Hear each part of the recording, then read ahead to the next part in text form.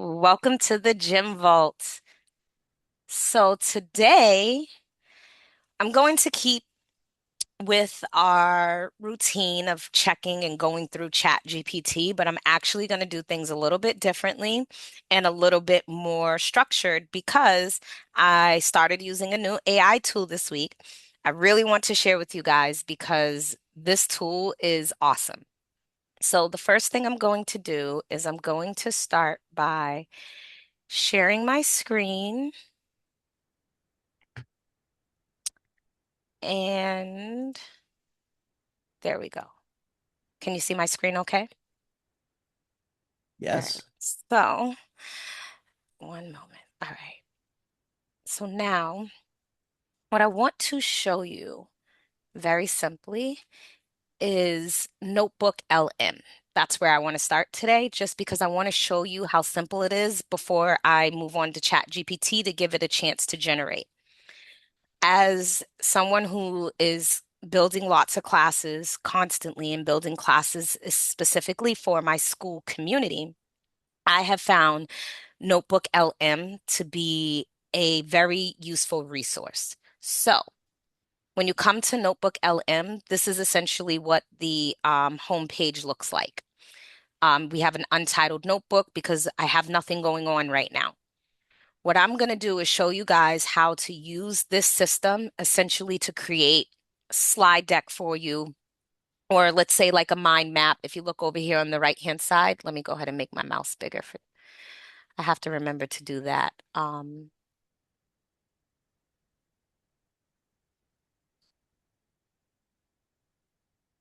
Settings, where are you? There we go. I'm gonna try to remember to always have a nice big fat mouse that is visible. I try to actually keep it this big all the time, but I don't think that it is big enough for when we are doing these live Zooms. I kind of want it to be a bit obnoxious. Okay, there we go. All right. So what I want to do is I want to show you guys how you would essentially use Notebook LM to create your slide decks. So if you have an idea for something you want to do for a presentation, whatever it is, you're going to come here, you're going to create a new notebook. Okay.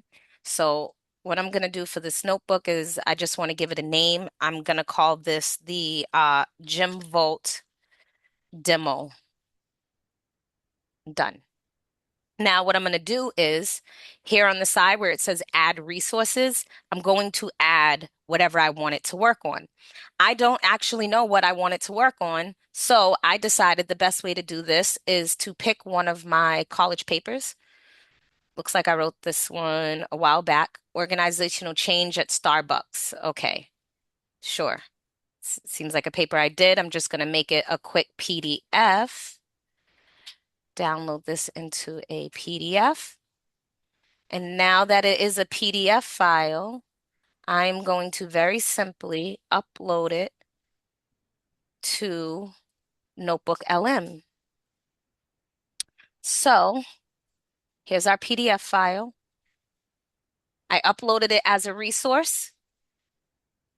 And now I'm very simply going to tell Notebook LM, see, it's telling me what the document is about, giving me a summary of my resources. I only put one document in there, but if you list multiple, it will actually give you your summary of all of the resources that you put in.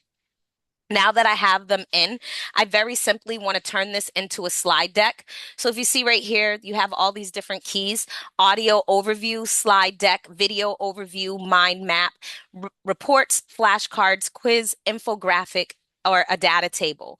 You can use any of these links to turn your resources into that form of a document.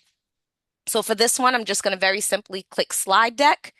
And if you look down here, you'll see where it says generating slide deck. So while that's working, I'm just going to move right along and we are going to kick off into our presentation, which this presentation I actually made with Notebook LM. So we are going to cover two things, well, one thing, two things, but they're kind of under one umbrella. We're going to look at AI foundations today.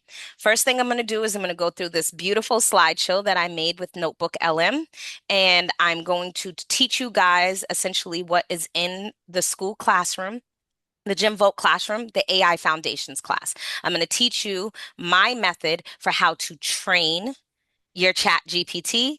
And also we're going to look at how to systematically train your chat GPT. So first things first, AI does not replace your thinking, but it rewards structured thinking. If you don't do anything with your AI, it's essentially going to sit there like a rock. You will have a blank screen and it's not going to just automatically start doing intelligent things. In order to use AI at its maximum capacity, it requires human interaction. It requires a human aspect to take AI and transform it from a rock into a refined gem. There are limitations to AI, but there are also a lot of things that AI can do.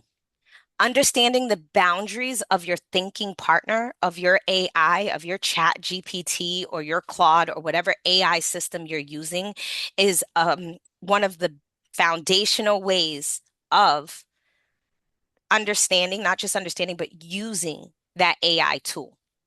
So, what are some things that AI can do?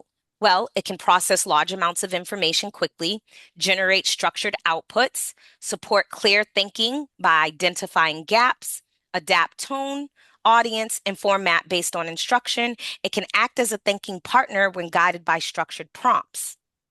What AI cannot do is think independently or exercise human judgment. Again, this is why AI really needs to have that human aspect. It cannot replace human expertise, accountability, or responsibility. It cannot understand unstated context without clear instruction. It cannot create strategy without direction, and it cannot possess intent, values, ethics, or discernment. This is just, again, another reason why that human aspect is so important. So now I just want to talk briefly about shifting from making beginner mistakes to builder habits, because those beginner mistakes essentially are what establishes those building habits. Some common mistakes include expecting perfect results on the first prompt. I don't care if you have been prompting for 3 years, 4 years, 5 years. It is almost impossible to have a very perfect first prompt. Okay. Using vague or overly short prompts. As mentioned briefly in the previous slide, context is super huge for AI because AI only knows what we tell it. So if you're very vague or overly short when prompting with AI, well, then there's a lot of context that it's not going to have, and it's going to be looking to fill those gaps. And that's when you start having issues where you might hear of like AI hallucination and it starts making things up and putting things in there. Well, that happens not because, oh, that's AI doing AI. That's AI responding to the human interaction with it, which if that human interaction is lacking in context, then the output is going to show that. Asking too many things at once. That's honestly the same thing with any person. If you wanted to tell someone, hey, go in the kitchen and grab this and then do that and then do this and then go into the garage and do this and this and this, and you give them a list of 40 things to do in one sentence, I'm willing to bet that it's going to get messed up. The same is true with your AI tools. You need to give it a chance to take in the context that you're giving it, and so that it itself is not overloaded and then trying to work through everything that you're giving it. Changing tools constantly instead of learning one system. To me, I think this is huge because there's so many AI tools out there that it's very easy to go, okay, I'm going to start on this AI tool, but then this one does this and I'm going to go here. Spend some time working with your AI tools because honestly, you're not going to really know in the first week or two. You might not even notice in the first couple of rounds of completing a project if that AI tool is for you. Maybe it takes a couple of months for you to realize, I like this AI tool, but maybe I don't like using it like this, and I like using it like this. So spend some time with your AI tools, and learn the system so that you can see that if it is in fact a system that is that fits your needs. Judging outputs instead of refining outputs. This, I think, kind of goes hand in hand with expecting to have a perfect result on your first attempt at prompting. Um, if you think that your first attempt at prompting is going to be great, then naturally you're going to judge it and you're going to think, oh, but if you're refining the input, which we're going to talk more about that, you're going to work with that prompt to be able to adjust it in such a way that once you end up with the output that you are looking for, you can then just turn around and ask your system to create a master prompt based off of all of that work. That is how you get a, awesome first attempt output when you have spent time working on a prompt and you can then get a master prompt from that. Some effective practices. Start simple and use imperfect prompts so that way that you can spend some time doing the refinement and working your way through so that you can get better. Focus on repetition and not results. Practice one use case at a time, using the same structure repeatedly to build familiarity and reviewing outputs to understand patterns. Okay. So we're going to go a little bit more deeply into this, but most importantly, I need you to know that most mistakes are not failures. They are signals showing you how to improve your input. So the messy action threshold. The way I look at this is clarity is the result of practice and it's not the prerequisite. You're not going to have a clear prompt on the first try. But as you go through, as you make mistakes, as you refine that prompt, that is essentially what's going to move the prompt from messy to clarity. So if you are constantly thinking that, well, I'm just going to start over, or you're critiquing your mess too much, you're not going to get to this point of iterative learning or pattern recognition so that you can improve the way that you are, in fact, prompting and using your AI tool. This is a great visual for what I just mentioned. Refinement is huge. Okay. If you are prompting and expecting to have your first result to be perfect and it's not, and you're like, oh, I'm going to stop. And now you start over. Every time you restart, you're essentially robbing yourself of that refinement time, of having that mess that helps you lead to clarity. Frustration only triggers abandonment, and a clean slate leaves you with zero context. And remember, AI thrives off of context because without context, it doesn't know what to do. It only knows what we tell it. So if you look here at path B, the refining, if you see, you build momentum through your iteration. So when you start a prompt and now you come to that first reshaping or refinement, okay, now I got the output. Now I want to make adjustments to that prompt. It's only going to give you that momentum to get you up and to get you successfully where you are looking to be for your output. So keep the original prompt and adjust one element at a time. Clarify the role, the task, or the output. Format instead of rewriting. Treat AI outputs as drafts, not final products. So, the same way that you would write a paper for school, you wouldn't throw your first draft away entirely and rewrite it. No, it's called a draft because now you go in and you edit it and you make changes so that it can be read better on the next draft. Prompting works the same way.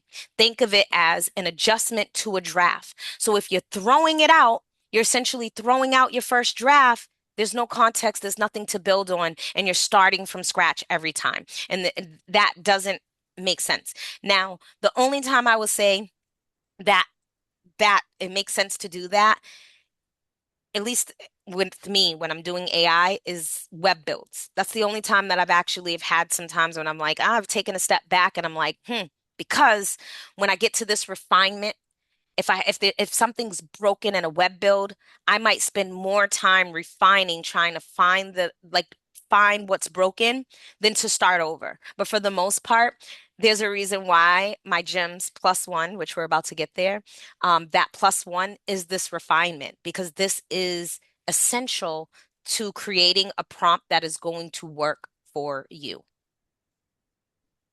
So the core architecture of better outcomes is my train to GEMS+1 method. You're going to train the assistant, and then GEMS helps it to prepare it to help you solve your problem. If you use this method, you will have better results every time.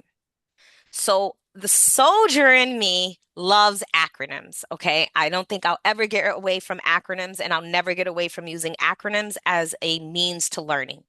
TRAIN is an acronym that stands for tell it who it is, give it rules and boundaries, give it its aim and goal, give it input details, that's the context, and then give it next steps.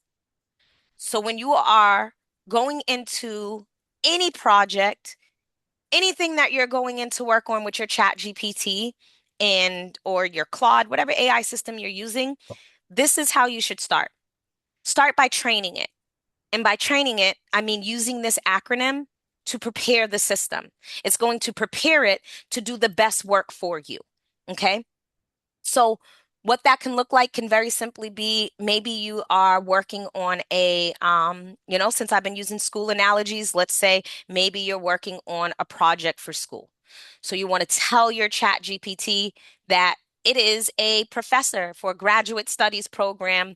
Tell it what the program is. It's a master's of science in organizational leadership. Give it its rules and boundaries. Your rules and boundaries are not to make up references, are not to make up websites, is to help guide me through my educational journey for this graduate studies in order for me to successfully graduate. Aim and goal. My goal is to pass successfully. Give it input details. Well, context. These are the classes I'm taking. I would give it a list. These are the classes I'm taking. This is the school I'm going to. Any information that you give it is only going to allow it to, again, not have to fill gaps and to work best for you because AI thrives off of context. And then next steps. The next steps is where you're pretty much going to give it clear instructions. And this is what we will do next. GEMS+1.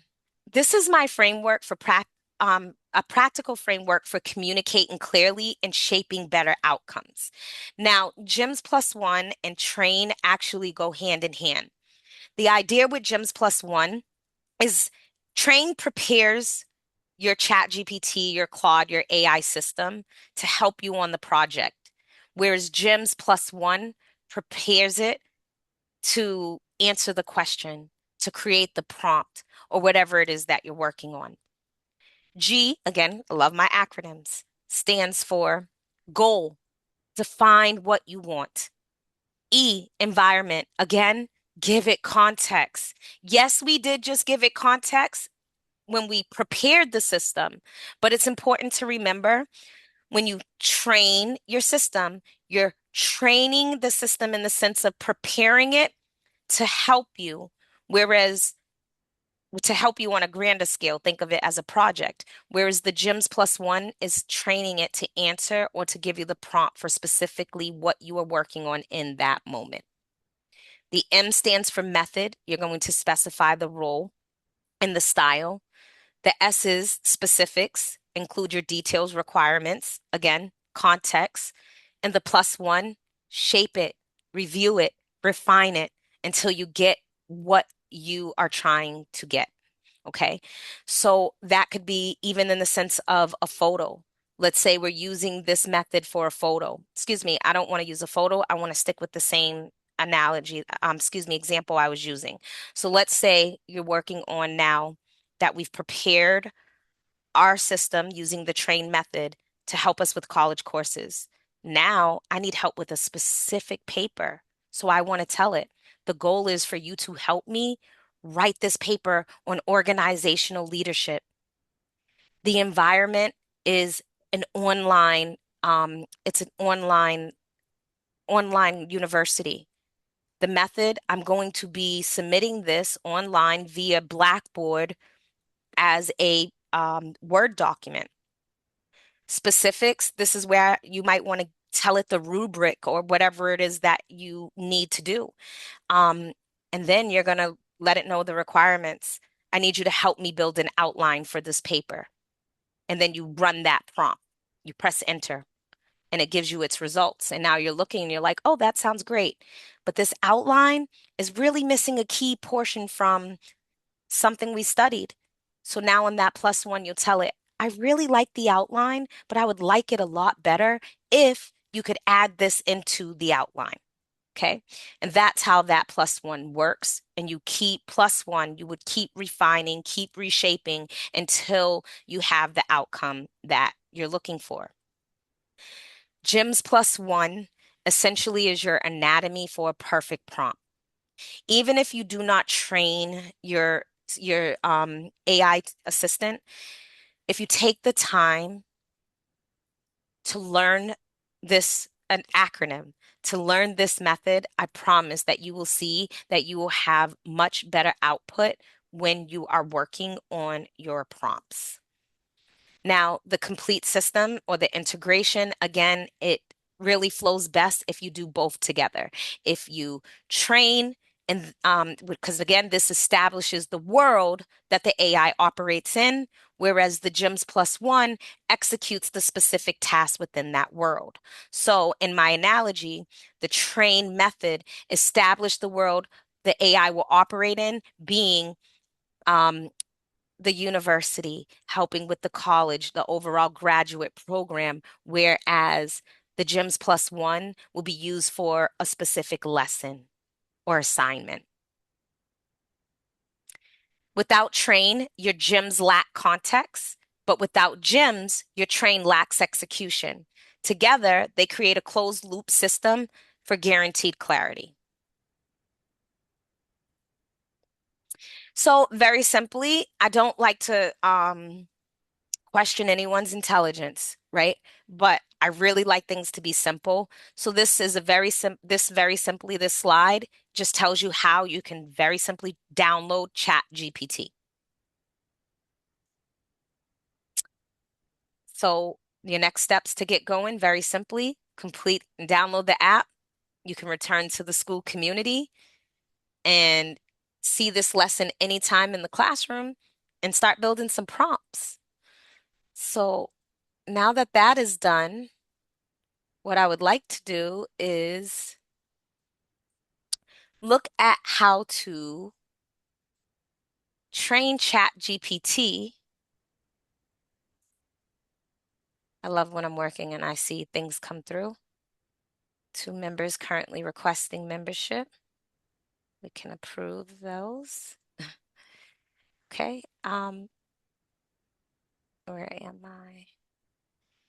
So what I would like to do is come to ChatGPT and show you guys the second part, which essentially is how to systematically train your ChatGPT. What does systematically training your ChatGPT mean? It means going into the settings. A lot of people don't realize how important the settings are. You're probably looking at my ChatGPT screen and you're like, wait, it's black. You know why it's black? Because I put it on dark mode. Because in the settings, that's what works best for me. I'm online a lot, and now all of this being online and using the white screens is really taking a toll on my eyes. So I need the dark screen. If you notice, I also have a yellow bar as my accent color. Those are all things that you can do in the settings. So to access your settings, you're simply going to click on your profile. And there's two things that you have to do actually in order to systematically train it. You're going to update through personalization and also through settings. So we will first look at personalization. Personalization, in a nutshell, is personalizing your chat GPT to make it work better for you and what you want to see and what you want your responses to be like. So if you see the very first thing says base style and tone, if you see immediately, I have mine set to professional, but there is default. There is friendly, there's candid, there's quirky, there's efficient, there's cynical. So you can set your chat GPT's personality to be any one of these things. For me, because of how I use it, I always want ChatGPT to be professional. Even if ChatGPT is trying to be a little friendly or funny, let's do that in a professional context because this is how I'm moving through the world. Then you have characteristics. You can increase the warmth of it. Do you want it to be more warm? Do you want it to be less? Do you want it to be defaulted? You have your how enthusiastic do you want your AI assistant to be? Do you want it to be more enthusiastic? Do you want it to be less enthusiastic? Headers and lists, okay? Again, do you want more? Do you want less? Default, okay? Emojis. You see, I have everything here on default except for emojis because I realize in the professional spaces that I'm moving in, I'm so tired of getting documents from ChatGPT that are loaded with emojis because then it interferes when I'm trying to copy and paste into a Word document or into a PDF, and all of these emojis are in there and they're in the way. So you can actually come and switch it to the amount you want to see. Or maybe you're someone who loves emojis, so you just want to have more. That's fine too. You can set that to be that way. Now, you see, it also has fast answers. Now, truth be told, I think when all of you guys come in into your personalization, I think it defaults to fast answers. I've realized that fast answers isn't necessarily a bad thing, but because of how I use Chat GPT, building systems, building SOPs, building more in-depth prompts that I'm using to then turn around and build quite complicated websites, I find that I don't want fast answers. I need Chat GPT to do some thinking, to take a minute, to take that extra half a second so that it can give me a better answer. Now you can tell it about yourself, tell it what you want it to call you. Tell it about your occupations. Like, see, my chat GP knows I'm a consultant, I'm an author, an instructor, a student, an army veteran, a mother of five, an entrepreneur. Think I'll add in there, own six businesses. Because see, these are things that it will always remember about you. Because, sometimes AI gets a little forgetful, even though we have all these chats on the side. But if you take the time to personalize it, it'll help with that. It also will say record mode. Excuse me. Yes, record mode, reference record history.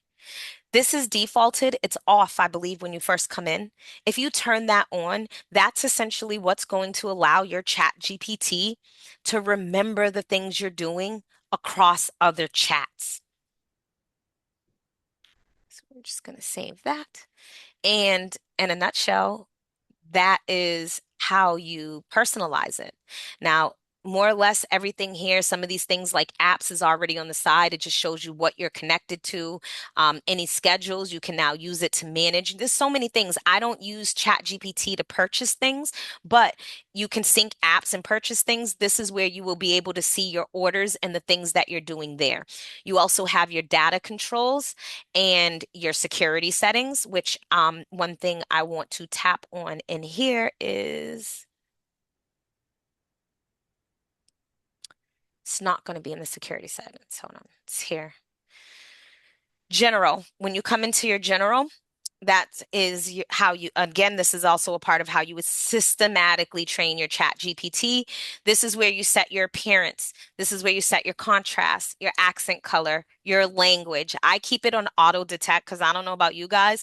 As I see my business is growing and I'm dealing with more and more people on a regular basis, sometimes some of the things I get are not necessarily in English. There's been things in other languages or flyers that I have uploaded into my chat GPT and essentially asked it to explain to me what it is I'm looking at. Um, Security.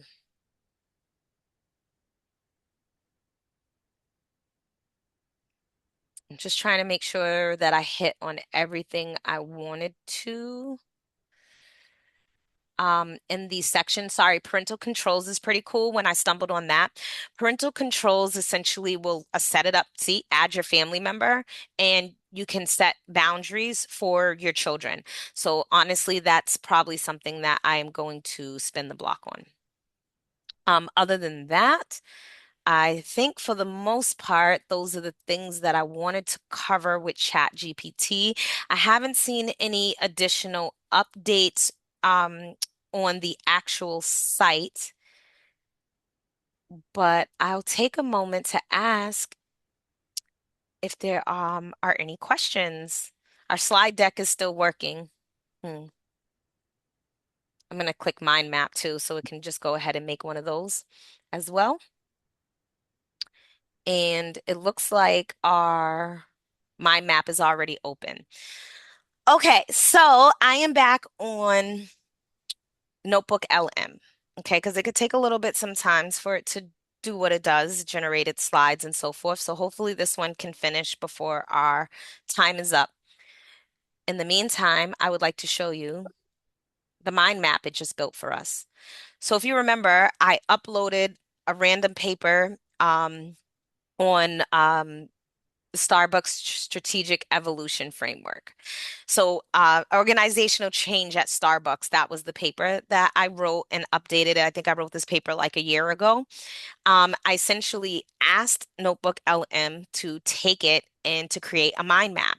A mind map essentially maps out the best way to learn the information. So, organizational change at Starbucks, and then it gave us basically an outline, introduction, organizational background, launch phase, post-launch phase, sustaining the change, key success factors. If you click on these, they are going to open up.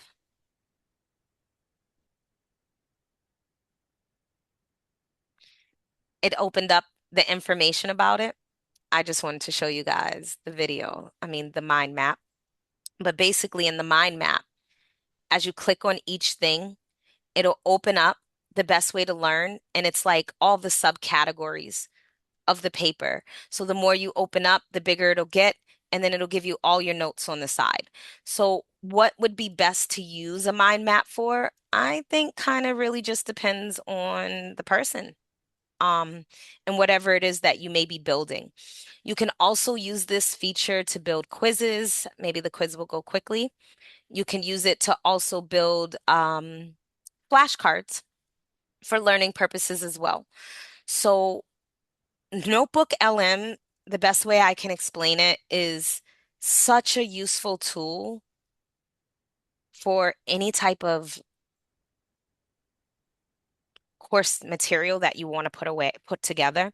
So since that one is working, I'm just going to show you guys the course that I just ran through, the slide deck. I created it with LLM. I basically took the PDFs, all of these PDFs right here on the left came from my school community AI Foundations class. I took all the PDFs here. See what AI can and cannot do. This is information I already created for you guys. And then I built it into a PowerPoint and created a video. And see my train. I think I like the image that the slide deck made for me even better. So much so that I think I'm going to replace that one. Um, see prompting with clarity. These I took all of these PDFs, threw them into Notebook LM. Sorry, you guys. Second one. Threw it into Notebook LM, see right here on the left side. And then this is what it gave me. I then decided that I wanted to just see what that slide deck will look like. So I had it make me the slide deck. The slide deck, which you just saw, this was the first one, actually.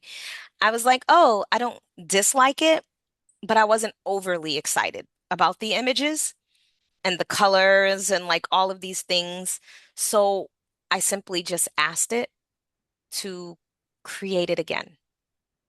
I just simply asked it to make another one. So, sorry, I meant to X out of that. This was the second one, hence the number two. And this is what I just went through. The only change that I made to this slide deck is when it first built the slides for me, it had it so that it went from bottom up, TRAIN, and I just needed to ask it. I'm trying to see if you could see it in here. Can you possibly, where did I say? Me asking it about school. Somewhere in it, I asked it to very simply adjust these. Oh, you know what it is? I probably did it on the actual slide. And then it readjusted the image for me. And needless to say, I was very happy with the results. The other thing I found out, essentially, when you do this, Pinterest loves slide decks. I did not know Pinterest loves slide decks like that. So, needless to say, the Gym Vault now owns a Pinterest account because these same slides, the same material that I now already used, right, as content in the school community, I just repurposed with Notebook LM for this Zoom. And now I repurposed it again and used each individual slides to work as pins on Pinterest with AI information that all has my school links to drive traffic there. So you can't beat that. And then I will give you guys a sneak peek. Let me just see if this other class is still not ready, but I will just give you a sneak peek to the class that we were going to do in our next live, which is a Claude Systems Foundation course. I know I talk a lot about ChatGPT, but I really do use Claude and quite a bit. So this right here is the slide deck that it created for me for Claude. And honestly, I like this slide deck even more than the last. I think the images just looks, it's just, I don't know. I just think it's so much cleaner and clearer and it looks really good to me. But again, I really, really, really like the first one. So this is still working. I'm going to leave that to continue. And I'm going to leave that to continue prompting and hopefully it could finish before we do, but it's not looking like it wants to. So I'll take a minute to say, are there any questions? I have a couple. Okay, go ahead. So with Claude, Hmm. you can't really, how can you program it when doesn't really have a memory as far as if you open up a page and do something Hmm. and then you open up another one, it doesn't work like ChatGPT. So they tell you that it does not work like that, but that hasn't been my experience with Claude. And I believe part of it is because Claude now has a memory function. Um, I wondered about that because I did something the other day and then I think it's in the settings. Let me check because it literally oh, just updated. there's settings there. Yeah, they're same as see look same. I haven't even played in here yet, but yes, same as with Chat G. So I also have a voice on my Chat GPT because sometimes when I'm driving, I want it to talk to me. Spruce. It talks to me like a guy because we know my Chat Oh, GPT is a guy. yeah. I wondered about that. I don't have that. I wondered Yep, that. you can set up a voice the same way you would set up the voices same down in that personalization. And it says like I think it was advanced features. Let me just check real quick. Um, I believe it's down in the advanced. Yep, see Chat GPT voice. So once you enable the voice and then it'll ask you um to choose one. So Claude does the same things, but Claude literally just sent me a hey. You see, I haven't even taken the time to set all of this up. Claude just sent me the hey, do you want us to remember across chats? So it is something that Claude is doing now. I'm not sure if it you have to be paying for Claude in order for it to do I that, I but have I pay for it. I do too, because at this point it's just, can you tell I do a lot? I do a lot with Claude and Chat GPT. And the other question and the other question I had. So when I had originally started up ChatGPT Hmm. last year or whenever, a couple of years ago, I had a brand ID done, Okay. professional. And the lady told me that I was to put it in ChatGPT, and then anything that I did as time went on, it would reflect back to that brand ID. But every so often, I would have to enter the brand ID to sort of update it. Hmm. So, because I do different things with ChatGPT, and sometimes I have to delete stuff because it seems to slow down. But anyways, um, would I be better to? So I guess I could delete that brand, but what I want to, because I don't just use it for the brand ID, I use it for other things. So that really is just going to depend on you. For me, because of how I use ChatGPT, I use that train method. My I've ChatGPT never is trained, trained. I've never trained mine, so Yep. So, but you other than didn't, that brand you, ID, I was going to say, well, when you put, yes, that was a sense of training, even though you might not have realized it. And that's why she told you to do that. So my ChatGPT is so trained that I have to tell it, we're not gym branding this. So I've learned, right, that same way how we talked about train. Let me bring up that image again. Um, what am I looking for? so then I don't have to, I've done that where I've said, well, I'm not doing the addictions. Like I'm not Well, doing the brand ID, I'm doing something else. right. So what I would say is when you're doing the train to the GEMS+1, I would train it to know, hey, this is what you're doing. This is your role. Because remember, train, let me pull up the slides. Um, No, be nice. Come here, have a treat.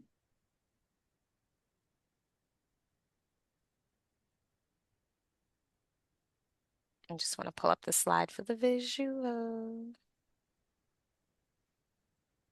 Okay.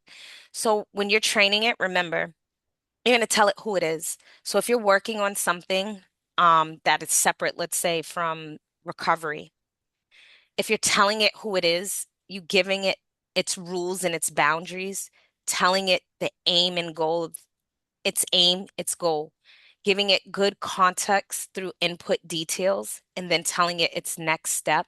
You shouldn't have to worry on whether it starts mixing up brands. This is why this train method, this is something I recommend that you do before every project. And then I before got to you, put all that, I got to put that all in every time I do it. well, you won't put it in like that. Let me explain what it would look like.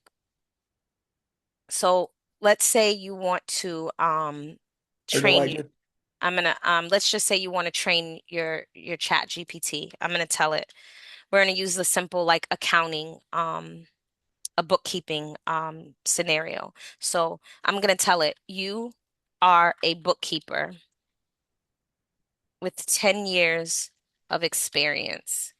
That's more a me thing. I like to give it years and experience. Rules and boundaries. You are not allowed to suggest anything illegal, but guide me through the best practices for maintaining my QuickBooks for my consulting company. Now, aim and goal. The goal is to set up QuickBooks for my consulting company to reflect all bank transactions from January 1st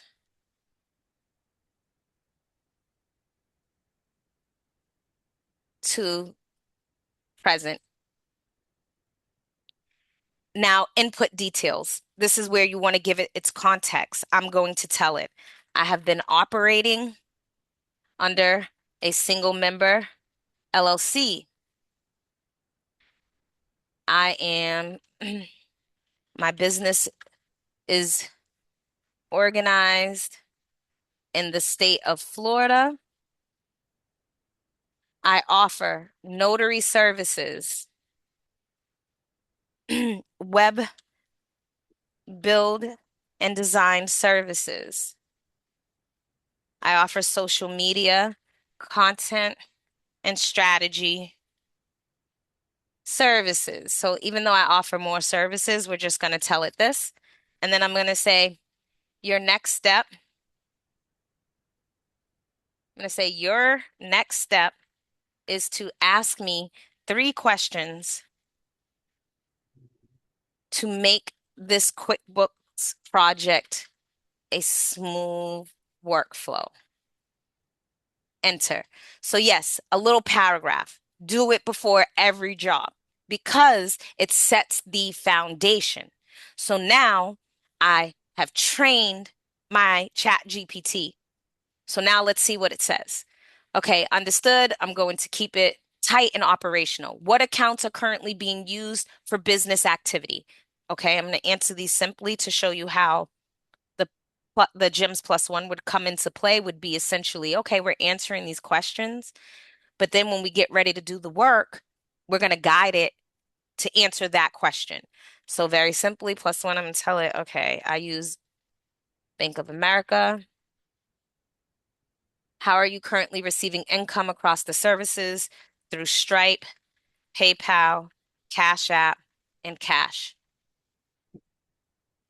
Do you want your book structured by service category recommended? Sure. Yes. Okay. Once you answer these, I'll map out your exact chart of accounts. So, what the next step is going to look like, in part, is going to depend what you tell it. In this scenario, I basically told it that I wanted to set up QuickBooks and this is what I needed it to do. So it gives me some information, your start of accounts. But now I'm not really building a prompt. So you see, I'm not going to have to do a whole bunch of refining. Instead, I may just the refining in this type of a workflow may simply be asking more questions. So how it says step 1, chart of accounts, build this first.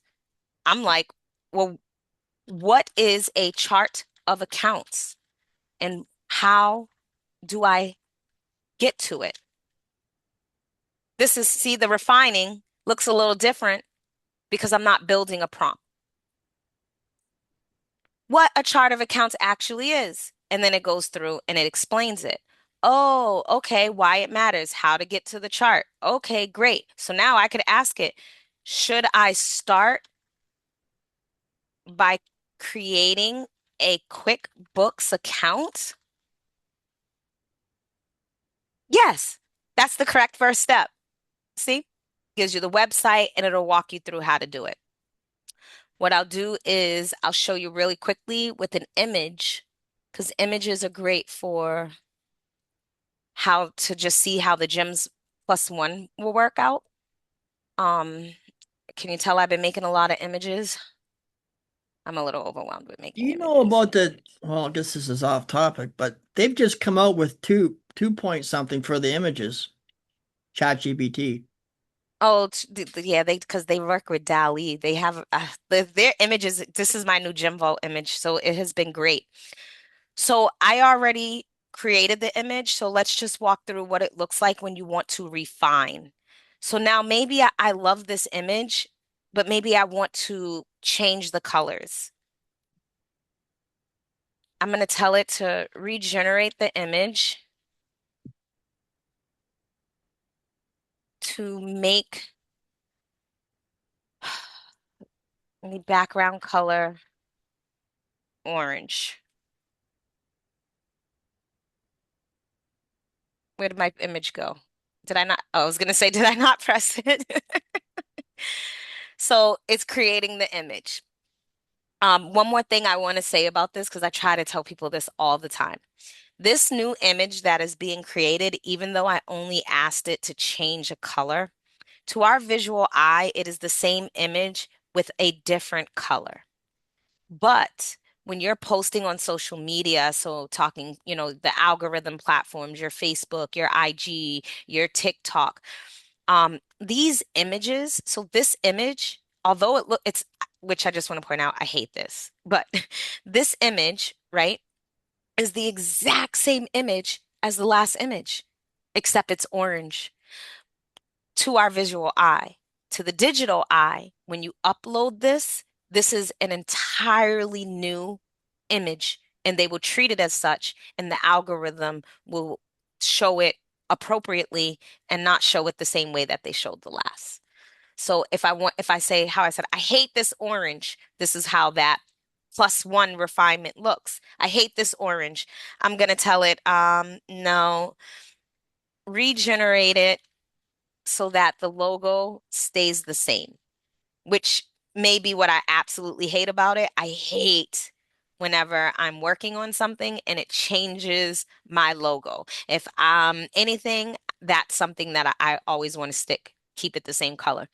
Which, thinking about it now and in the nature of this class, I may actually take the time afterwards to train Jim Smith, my chat GPT, to not ever change my logo so that it always remains the green, with the green and the gold that I have it. Because even if I do use different colors, I promise I always, always, always want my logo to look the same.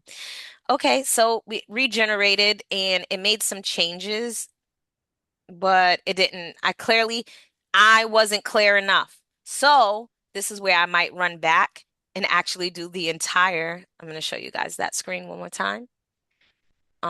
This is where I'll probably run it back and want to do the entire GEMS+1. Okay. We're going to define what we want, provide the context, specify the role and style, and include details and requirements. So now let's see if we can get the gem back to green, right? If we prompt it that way, which I believe that we will. One thing I'm going to do is I am a huge fan of keeping things clear. We need to have clarity. So I am just going to take a moment and I'm going to actually I'm just going to upload the gem emblem because it changed the color. And now I'm going to tell it the goal. The goal is to create an image that does not wait, our goal is to create an image. I'm going to tell it to be used as a cover photo on YouTube, on school. Please make sure that the gym logo, gym emblem looks like the attached image and is not changed. It should always be I'm basically, sorry, now I'm kind of giving it the goal. I'm actually moving into the E, which is the environment. The environment is letting it know that this is how I want the emblem. I'm using it in school. I want the emblem to be the same way. I don't want it changed. It should always be the green. It should always be the same. Okay. Now I'm going to tell it the method. I would like the photo to be realistic. I'm just giving it be realistic in style and match my branding. And then specifics, I think that's specific enough. I think I'm going to say the method is having it realistic and the specifics would be matching my branding. Now I'm going to hit enter and see what we get. Now, if it comes out well, we don't need to do that +1. We don't need to refine. We don't need to ask it to change or to do anything else. But if it doesn't and we don't like it, well, this is when prompting goes from messy, see how messy it got, and you start moving into being more clear. So let's give it a second and see how this image comes out.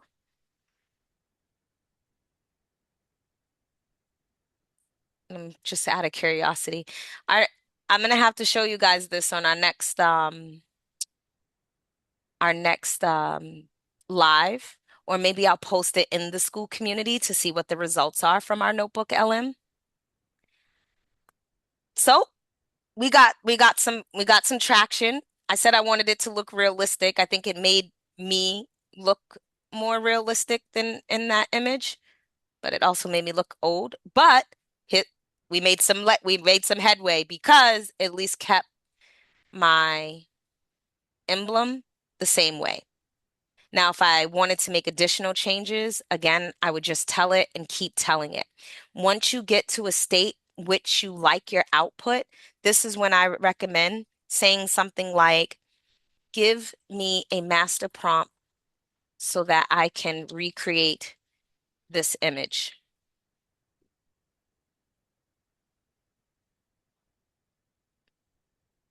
And just like that, you get your master prompt.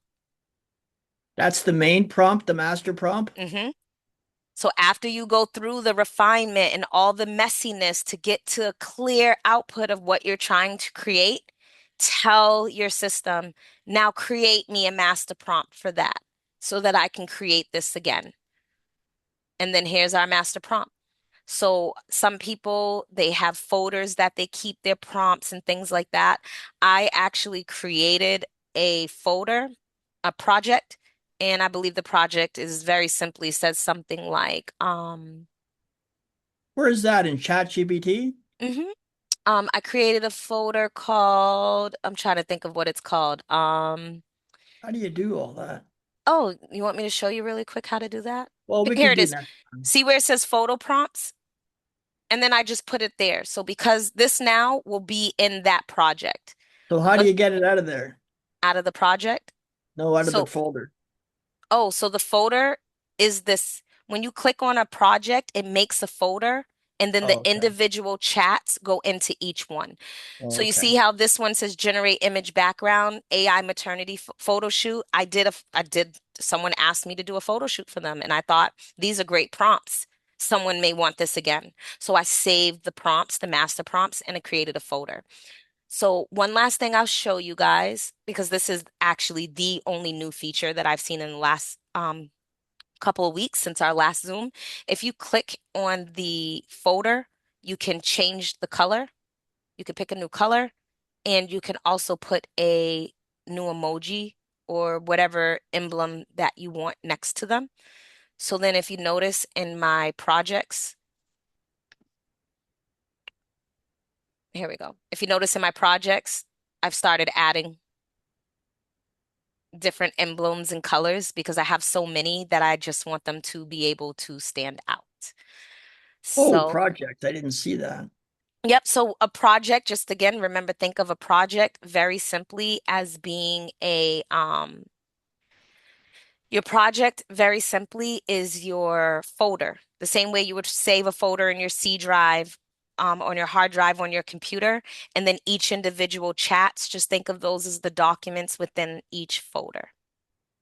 So when I click on that project hmm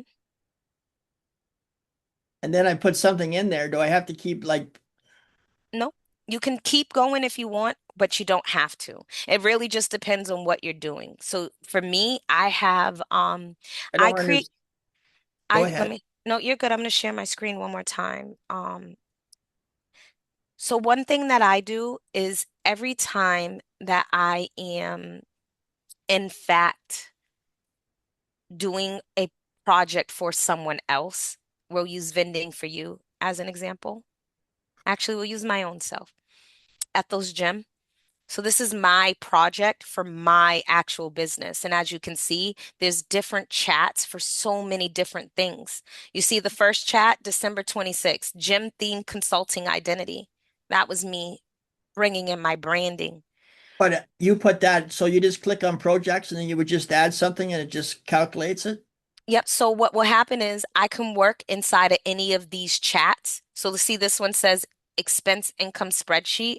Maybe I want to do something that's related to that. I would just click on it and it would open. And then I would continue working. But maybe what I want to do, so you see this button here, it'll bring you right back to your same project. Maybe what I want to do is start a new chat. I either see this one, April 26th. That was me working today. That was because I decided today that I was going to revamp the gym vault. So this is me in here in a new chat working on revamping my gym vault. So this is yeah, my school community gym vault because revamped my GemVote website. So I needed to make some changes so that it could match back and forth. So anything that you want to do to separate, you might have one project, let's say your recovery group, how you do challenges. Maybe you don't want to have, maybe you want one project for a certain type of challenge, but then you're doing something else and you're building a class for the recovery group. You don't want to build the class in the same chat that you're building the challenges because it confuses ChatGPT. So if you separate that, you not only keep clarity in your own work, but also within the system. So could I take my brand ID Hmm. and then put it in the project, and then if I wanted to go into that section, I can just do that? Yep, highly recommend. That's essentially what I do here because if you notice for each one of my businesses, I have its own individual chat But project. will it disappear from the sidebar and it'll all go in the project? So what happens is all of these down here, That's yes, it. yep, if you move these into a project, they will go into the project. They won't Oh, stay okay. here. So you'll have, That's like archiving. well, I would say on the contrary, I would call it not archiving, I would call it organizing. Because what happens is, let's say you want to just search, because everything is all over the place. Remember, this search tool will search your projects and your recent chats. So it'll pull up whatever it is that you're looking for. You know, I was archiving everything. Nope. And when you archive it, you're basically saying you're done working with it. So So unless until you're, you pull it. yes, but you shouldn't have to pull it. If you're still working on it, put it in a project, a folder to give it some organization, and it'll always be there waiting for you when you're ready to come back to it. Okay, sounds good. I didn't know that. Hmm. So do you have any other questions for me? No, I'm good. You're great, Dave. I'm gonna stop recording.